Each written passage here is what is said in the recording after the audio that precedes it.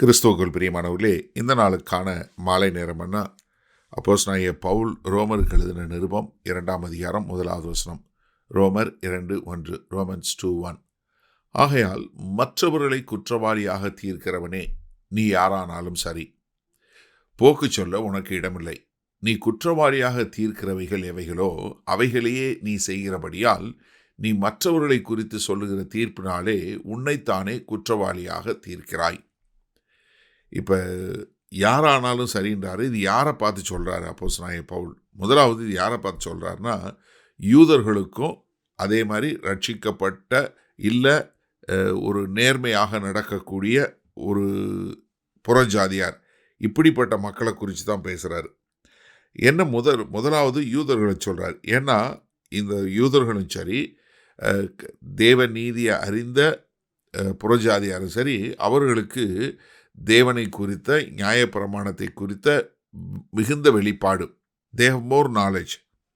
நீங்கள் ரோமர் 3:2 பார்த்தீங்கன்னா, அது எவ்விதத்திலும் மிகுதியாக இருக்கிறது. தேவனுடைய வாக்கியங்கள் அவரிடத்தில் ஒப்புவிக்கப்பட்டது மிகுந்த மேன்மையாமே. அதே மாதிரி ரோமர் 9:4 சொல்லும்போது, அவர்கள் இஸ்ரவேலரே, புத்திர சுவிகாரமும் மகிமையும் உடன்படிக்கைகளும் நியாயப்பிரமாணம் தேவ ஆராதனையும் வாக்கு தத்தங்களும் அவர்களுடையவைகளே.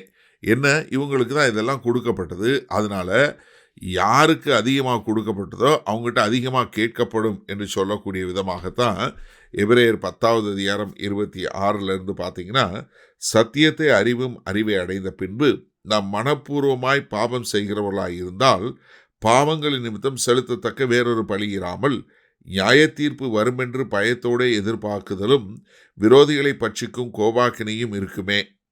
மோசேயினுடைய பிரமாணத்தை தள்ளுகிறவன் இரக்கம் பெறாமல் 2-3 சாட்சிகள் வாக்கினாலே சாகிறானே. அப்போ என்ன, நீங்கள் இவ்வளவு பெருமை பெற்றவங்க, நீங்கள் என்ன பண்ணணும், அதற்கேற்றார் போல வாழ வேண்டும் என்று சொல்லக்கூடிய ஒரு காரியம். ஏன்னா நீங்கள் அப்படி நீங்கள் செய்யாமல் நீங்கள் மற்றவங்கள குற்றம் சொல்கிறவங்களா நியாயம் தீர்க்கிறவங்களா வந்தீங்கன்னா நீங்களே உங்களை நியாயம் தீர்க்கிறவங்களா ஆயிடுவீங்க. ரொம்ப அருமையான ஒரு உதாரணம் 2 சாமுவேல் புஸ்தகத்தில் நம்ம பார்க்குறோம்.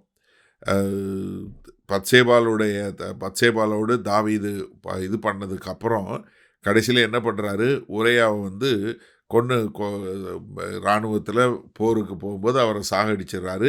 சாகடித்த பிறகு நாத்தான்வேல் அவர்கிட்ட பத்சேபாலை தாவீது மணந்து கொண்ட பின்பு நாத்தான்வேல் பேசுகிறார். நீங்கள் 2 சாமுவேல் 12வது அதிகாரத்தில் பார்க்க முடியும். அங்கே கேட்கும்போது அவர் ஒரு கற்பனையாக ஒரு கதையை சொல்கிறாரு. இந்த மாதிரி ஒருத்தருக்கு ஒரு வீட்டுக்கு அவர்கிட்ட ஒரே ஒரு ஆடு தான் இருந்துச்சு. விருந்தாளி வந்தாங்க. பக்கத்து வீட்டுக்காரன் இவரோட ஆடை எடுத்து அடிச்சிட்டான்.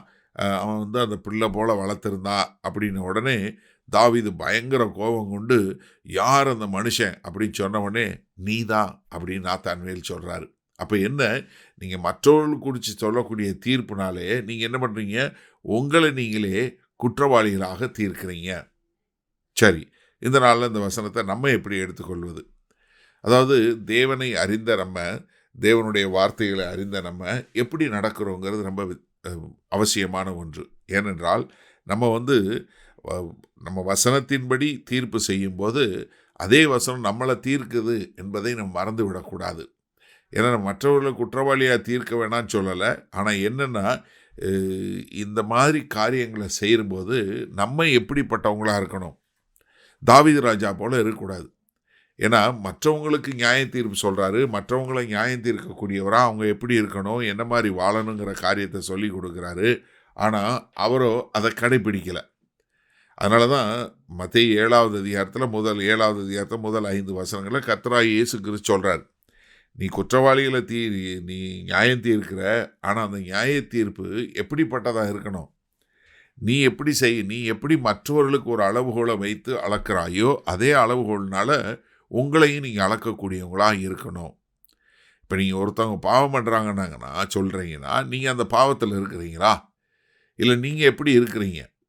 அப்போ என்னென்னா, ஒரு முன்மாதிரியான வாழ்க்கை இருக்க வேண்டும் என்பதை தான் கர்த்தர் விரும்புகிறாரு. அது விசேஷமாக ஒரு மற்றவர்களுக்கு வேத வசனத்தை போதிக்கக்கூடிய மக்களாக இருந்தீங்கன்னா, இல்லை நீங்கள் மற்றவர்களை நியாயம் தீர்க்கக்கூடிய மக்களாக இருந்தீங்கன்னா முதல்ல நம்ம என்ன தெரிஞ்சுக்கணும், அதே அளவுகோல் தான் நமக்கு வைக்கப்படுகிறது என்பதை நாம் மறந்துவிடக்கூடாது. அது மாத்திரமல்ல, அதே அளவுகோல் மூலமாக நம்மளை நாமே நியாயம் தீர்க்கிறோம் என்பதையும் மறந்துவிடக்கூடாது. ரொம்ப அவசியமான ஒரு காரியம். அப்போ என்ன, முதல்ல நம்ம மற்றவங்களை சொல்வதற்கு முன்பாக நம்மளை பார்க்கணும். அதனால தான் சொல்லுவாங்க இல்லையா தமிழில், உன் விரலை காட்டி நீ பேசும்போது ஒரு விரல் மற்றவனை குறிச்சிருக்குது, மீதி 4 விரல் உன்னைய காட்டுது. அப்போ நம்ம ஜாக்கிரதையாக நாம் எப்படி இருக்க வேண்டும் என்று கற்றுக்கொண்டு வார்த்தையின்படி வாழ கற்றுக்கொள்வோமா?